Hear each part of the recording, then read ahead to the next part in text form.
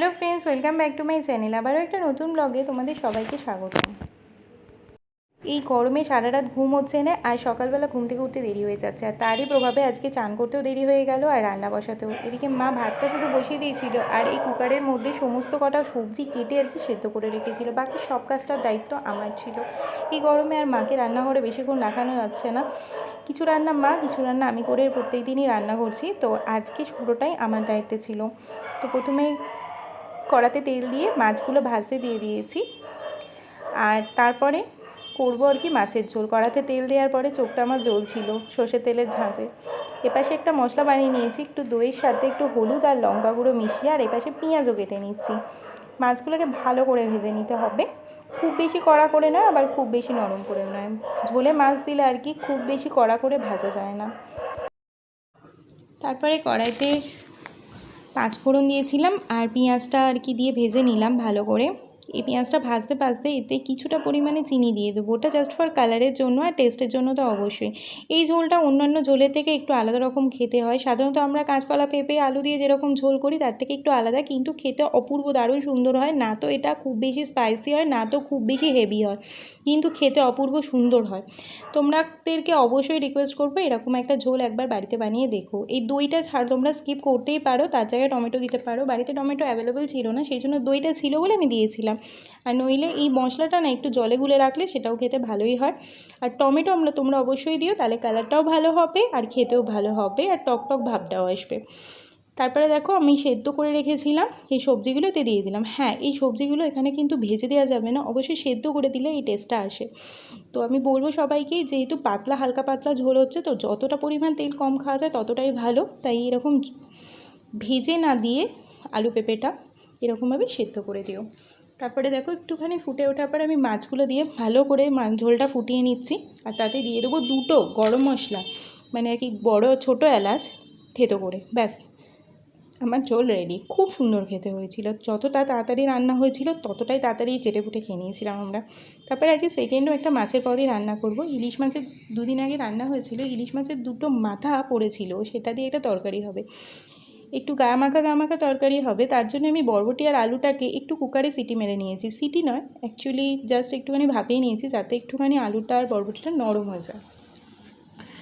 দিয়ে তারপরে তার মধ্যে দিয়ে দিচ্ছি একটুখানি পাঁচফোড়ন আর একটু শুকনো লঙ্কা।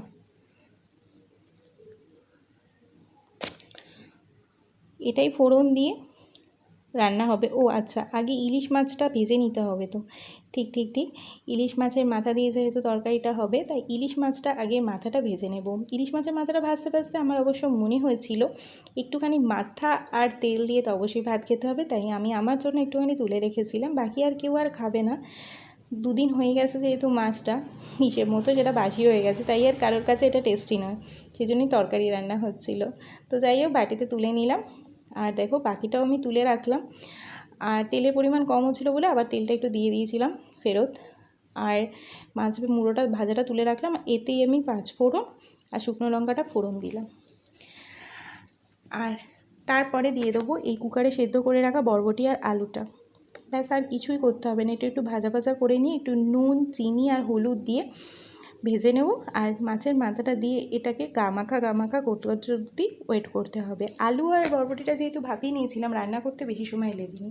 যেহেতু আজকে আমার অনেক লেট হয়ে গেছিলো, আর এভাবে সবজি ভাপিয়ে নিয়ে রান্না করলে না অনেক তাড়াতাড়ি রান্নাগুলো হয়ে যায়। সাধারণত ভেজে নিলে কি হয়, রান্নাগুলো সবজিগুলো অনেক বেশি কচকচে থেকে যায়, আর অনেকটা সময় লাগে রান্না হতে, ঢাকা চাপা দিয়ে দিই। কিন্তু এভাবে ভাপিয়ে নিলে টেস্টও যেমন হয়, খেতেও ভালোই লাগে। তো দেখো 2-4 মিনিট পরের মধ্যেই আমার এই তরকারিটা রেডিও হয়ে গেছে, একদম গামাখা তরকারি। এতে হ্যাঁ, তোমরা চাইলে পেঁয়াজ আর রসুনও দিতে পারো। যেহেতু ইলিশ মাছ আমি এটা স্কিপ করেছি। আর লাস্ট আজকে রান্না হলো শাক ভাজা, কলমি শাক ভাজা হয়েছিল, আর এটা আমি রসুন ফোড়ন, পাঁচফোড়ন আর শুকনো লঙ্কা দিয়ে বানাবো। আর আমাদের বাড়িতে এই কলমি শাক ভাজাটা হলে সাধারণত আমরা আম তেল দিয়ে খাই। তোমরা কেউ কখনো খেয়েছো কি না অবশ্যই নিচে কমেন্ট করে বলো।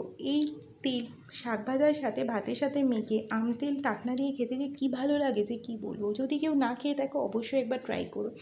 বাড়িতে যে আম তেল আছে তা থেকে একটা আম তুলে নেবে, আর এই শাক ভাজাটাকে দিয়ে ভাত মেখে খাবে, কি ভালোও লাগে। তারপরে দেখো পাঁচফোড়ন আর শুকনো লঙ্কা এতে দিয়ে দিচ্ছি, আর তারপরেই হয়ে গেল। ফোড়ন দেওয়ার পরে আমি শাকটা দিয়ে ভালো করে ভাজা করে নেব। আর দেব নুন আর চিনি, ব্যাস আর কিচ্ছু দিতে লাগবে না। ঢাকা দিতে দেবো না, যেহেতু শাক ভাজা সেজন্য ঢাকা দিতে লাগবে না। রসুন ফোড়ন দিচ্ছি, টেস্টটা আরও বেশি ভালো হবে। তোমরা চাইলে এখানে পেঁয়াজ ফোড়নও দিতে পারো, আমাদের বাড়িতে এটাতে রসুন ফোড়ন দেওয়া হয় বলে আমি রসুন ফোড়ন দিচ্ছি, কারণ ওটাতে খেতে ভালো লাগে। হয়ে গেল আমার শাক ভাজা, আজকের লাস্ট রান্না, আর কিছুই রান্না হবে না। এই গরমে 3টে পদ যে রান্না হয়েছে এটাই বিশাল ব্যাপার। সাধারণত তো এখন একটা পদ দিয়ে খাওয়া যাচ্ছে, এত গরমে খাবার দাবার খেতেই তেমন ভালো লাগছে না, কিন্তু এই শাক ভাজাটা দিয়ে আজকে এক থালা ভাত খাওয়া হয়ে গেছিলো। সত্যি বলতে কি, শাক ভাজা হলে আমার আর কিছুই চাই না। শাক খেতে আমি খুবই ভালোবাসি। আমার পুরো প্রেগনেন্সির টাইমে আমি কিচ্ছু খেতে পারিনি, শুধু শাক খেতাম, শুধুই শাক, শাক সবজি দিয়ে খেতাম, কখনো শাক ভাজা খেতাম। কি বলবো, আমি শাক খেতে খুবই ভালোবাসি। চলো টাটা, আমার পুরো ব্লগটা তোমরা এনজয় করতে থাকো। চ্যানেলে নতুন হয়ে থাকলে অবশ্যই সাবস্ক্রাইব করো, লাইক করো, কমেন্ট করতে ভুলো না। আমি তোমাদের একটা কমেন্ট আমাকে অনেক বেশি উৎসাহ দেয় আরও নতুন নতুন ভালো ব্লগ বানানোর জন্য। আর অবশ্যই চ্যানেলে কমেন্ট করে জানিয়ে তোমরা কেমন ব্লগ দেখতে চাও আমার থেকে। টাটা, আবারও একটা নতুন ব্লগে তোমাদের সবার সাথে দেখা হবে।